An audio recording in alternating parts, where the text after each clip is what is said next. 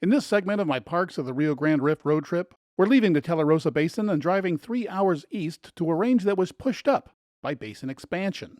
There are two uncrowded national parks, the huge Carlsbad Caverns and Guadalupe Mountains, where the fit can hike to the top of Texas.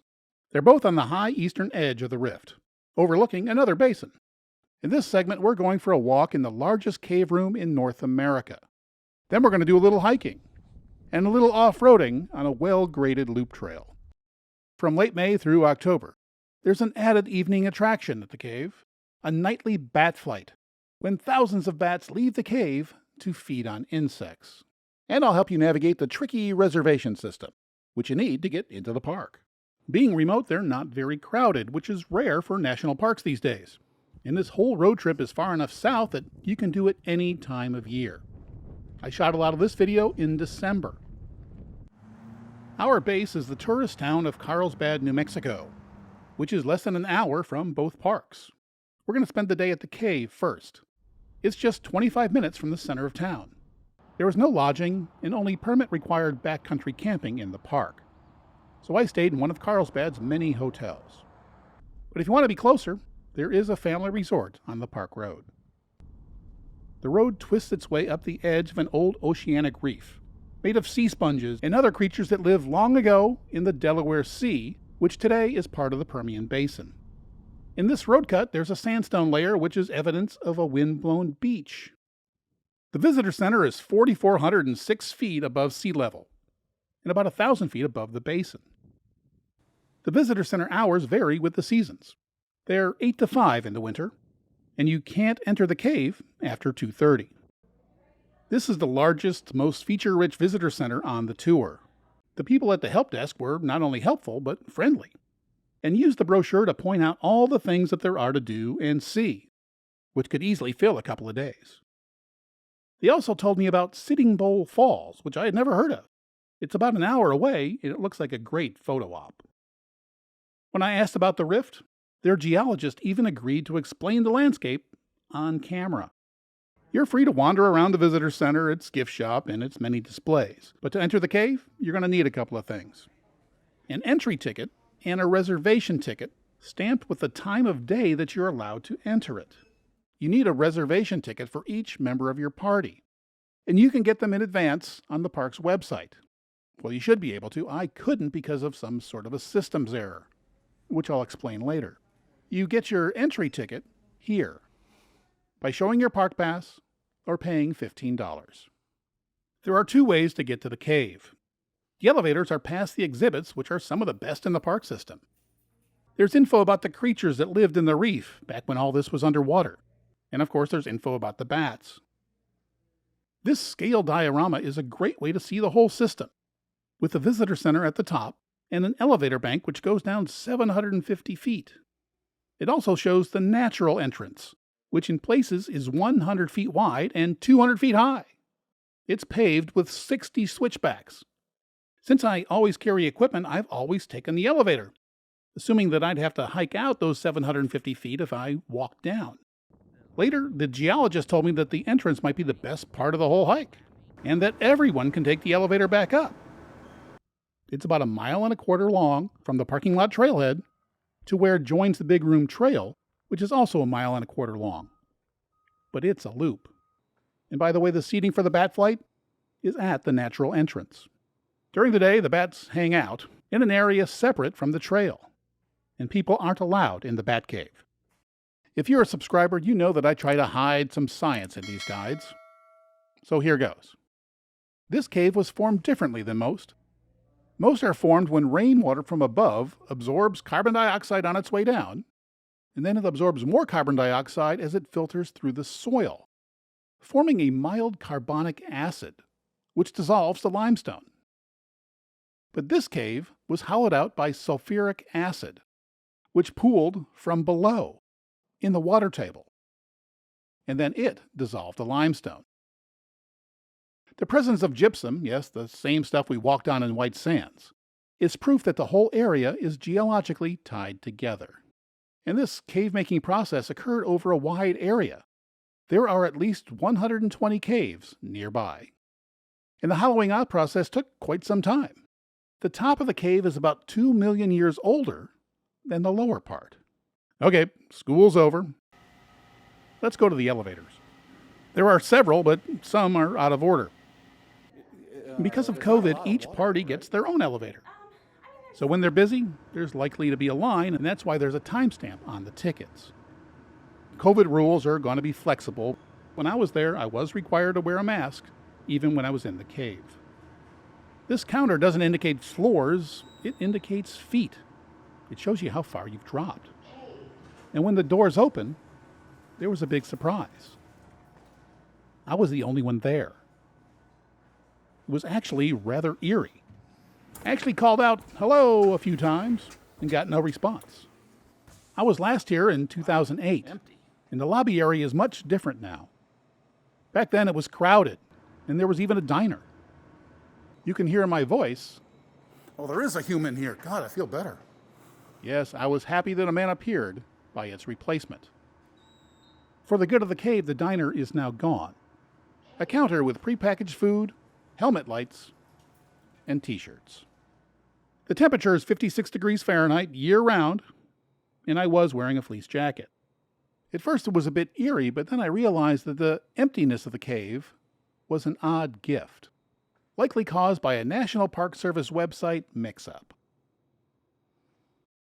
In non-COVID times, there are special ranger-led tours to chambers that are out of bounds on the self-guided tour. But on my visit, I was restricted to the 1.25-mile Big Room Trail. This trail, too, is paved and even has railings, so you don't wander off in the dark. I'd say the lighting is appropriate, dim, but not too dim. And by the way, the trail is designed for wheelchairs. I've been in a few other caves, and the first thing I noticed about this one was, well, everything's pretty much the same color. And it's dry. There's no water dripping down or off the walls. So these formations aren't growing. It's a dead cave. Okay, now that we've seen a little bit of the cave, let me tell you the story about the park website. A couple of days before I arrived, I called the park and asked about ticket availability and COVID rules. I was told I shouldn't have any problem getting in on my weekend visit, but the tickets are only valid for a particular hour on a particular day. So I couldn't get my ticket then because I didn't know when I would be there. So I waited till the day before to try to buy my ticket. When I visited the website, it said that no reservation tickets were available for the entire Saturday. Now what to do? I was staying in Carlsbad, so on Saturday morning while in my hotel room, I checked the website and it said that no tickets were available for the entire weekend. I decided to head to the park as early as possible, in hope that I could talk my way in or benefit from a cancellation. As we've seen, the website was catastrophically wrong, and no one at the park knew why the website said there were no tickets available. The moral of the story is always call the local number for the park, not the toll-free one, which is in Washington. Call the local number to get the real story. Anyway, as is typical of caves, everything is a bit weird looking. What is atypical? This room is so big that you never feel closed in, even with all the spiky stalactites coming off the ceiling. They formed after the water table dropped and left us with big empty spaces. It was a long time ago, when the local climate was cooler and wetter than now. That water seeped through the rock above, absorbing minerals and carbon dioxide as it did. When the water reached the cave, the CO2 escaped, forming a little bit of a mineral called calcite in each drop.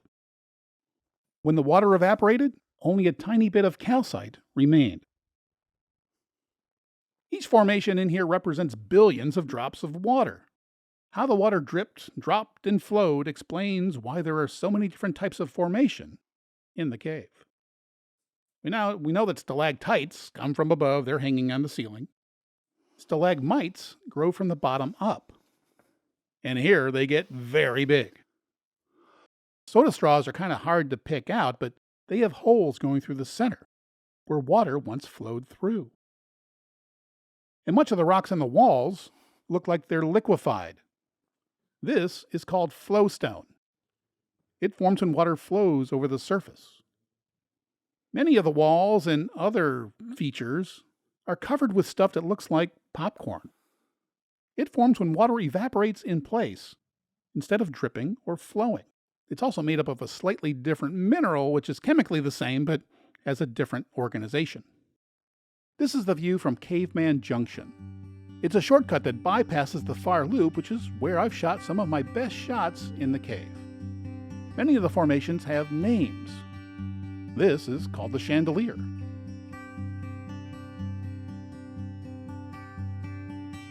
This one was on the cover of the Dallas Morning News travel page.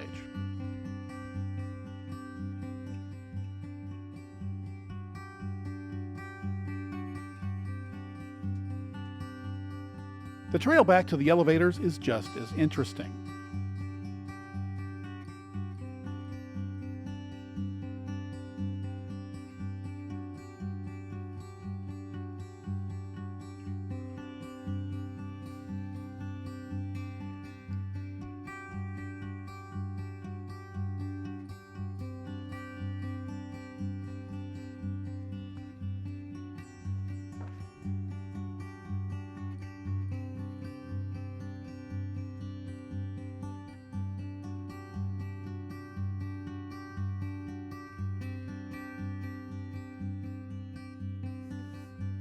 There are more named formations this way. This is the Rock of Ages.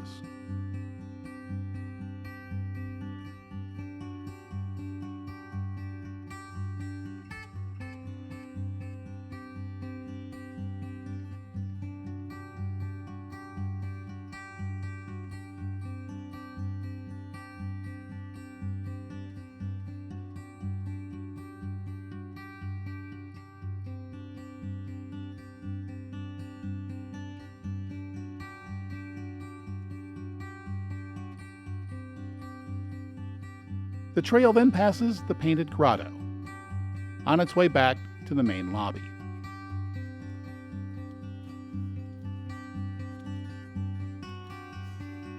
There were a few people in the lobby when I got back, but not many. And there was no line for the elevator, unlike when I was here in 2008. I spent about an hour and a half, maybe 2 hours down here, and a lot of that was spent just taking it all in.